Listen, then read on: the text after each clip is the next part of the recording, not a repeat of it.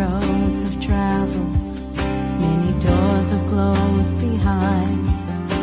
But in my dreams I walk in courage to face the world.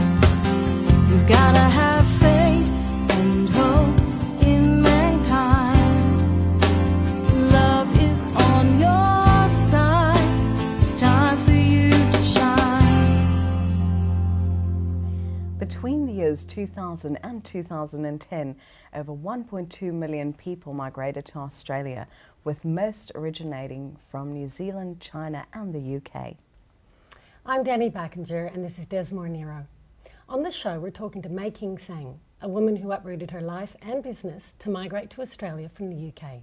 This is her untold story. Welcome, May King. Thank you for having me. You're welcome. So let's get started. When and for what reason did you relocate to Australia? It was my husband, actually. He was given an opportunity to relocate to Australia and he chose Brisbane as his home. Brisbane? Oh, wow. Uh-huh. Okay. And so then back in the UK you ran your own business. That's right. Making tea? That's right. I love the ring of that. how did you come about with that name? It's really funny. I actually had a different name for my business. But when I introduce myself, I say, hi, my name is May King. Yeah. Most people say, what? So I'd make a joke out of it and say, you know, making as in making sweets, making coffee, making babies, and they giggle. Making babies. Oh dear. And one day my friend said to me, do you know, making tea, it's more you rather than this previous name. And so it suddenly came together, and so that's why, that's how I came with the name. But what inspired you to start that business venture?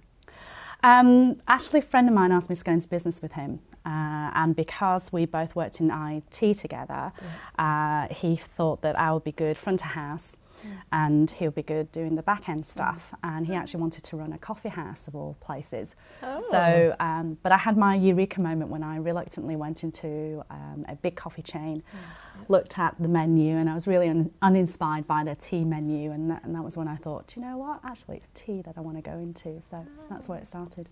Gosh, and was he like, oh, hang on, we were doing coffee and now you've gone and now you're going tea. Oh, right. Taboo.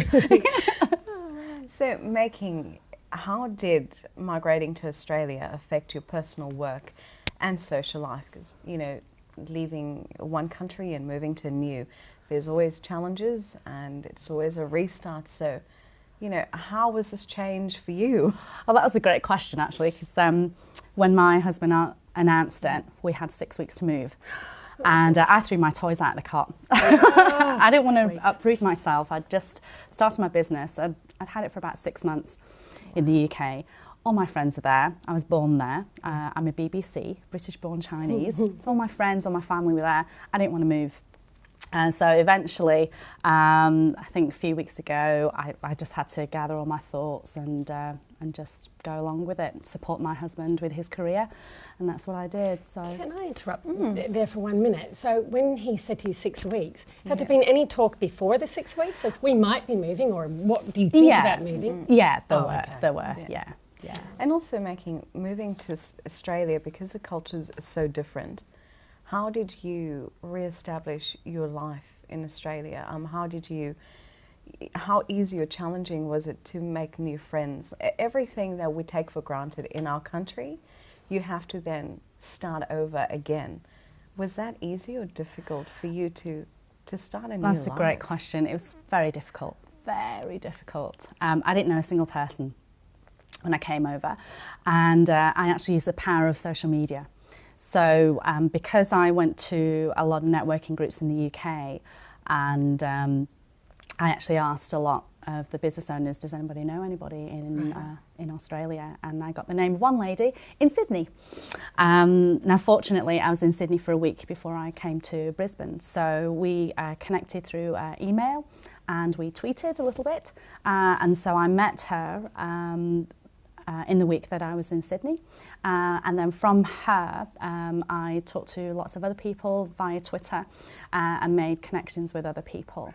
And so that brought me in touch with one particular lady from Brisbane, and it just kind of blossomed from there, really. So it was primarily social media that allowed me to make connections for my business and also my friends as well. So. And obviously the isolation it was better, because if you don't have that forms of communication or socialising, I can imagine that there is a level of isolation that goes with moving to a new country. Absolutely. Now, what were a few of the challenges you were faced with when restarting your business in Brisbane? Well, because I didn't know anybody, I had to go to a lot of networking groups, and being brought up in a Chinese household, we were told as children, to listen. Yeah. So that's what I did primarily. So I went to a lot of networking groups and listened, and had listened to see what other business owners would say, and took their advice. And so that was really how I started my business, using Twitter, using Facebook. It got me to meet new people and make more connections and so on. So. And what was some of the advice that you remember you getting from those workshops or seminars, or is there one piece of advice that stood out and you went, if I'm going to take that piece of advice and I'm going to remember it for the rest of my life? what was that one piece of advice? I'm giggling because it actually spurred me on. One of the things that I got told by 3 or 4 business owners here is you didn't go to college or school in Brisbane. You're not going to do well in business at all. And that actually spurred me on. I don't like being told what to do. So that was a bit of a challenge. And so, just continuing my way and just listening to people. I went to as many networking groups as I could, but always had that in the back of my mind. So I was very respectful of other business owners. I continued to listen to see how I could try and break through that challenge of not being brought up here in Brisbane. And that was what really spurred me on, really. Were there any standout people that reached out and offered you a lifeline, or said, here, let me take you under my wing, welcome to the country, and, went above and beyond? I have to say no at the beginning. No. That sort of probably leads into this next question then. What are some of the cultural differences between Australia and the UK? Well, when people look at me, they see a foreign face. Right. When I open my mouth, they get a little bit confused. And I see this double take. They'll do this. All the time, and I never got that in the UK, and that was frustrating. And after a while, I got used to it. And as I learnt more about Australian history, watched a fabulous program, Immigration Nation, that really helped me to understand Australia's history. Right. And as a relatively new country, there are those challenges of seeing a Pommy accent with this Chinese face. So after a while, I did make a joke out of it, and I could tell that they were confused. So I would say that I'm a BBC, British-born Chinese, and and sort of break the ice that way. Yourself. Yeah, but I'm always having to explain myself, like you say, and getting that reaction from from people looking at me and then having this accent. It's quite a challenge. All right, Making, you have such an inspirational story. We're going to have to leave it there, but for all the viewers out there, after the break, we will be continuing our conversation with Making and her very inspirational Untold story. Don't go anywhere.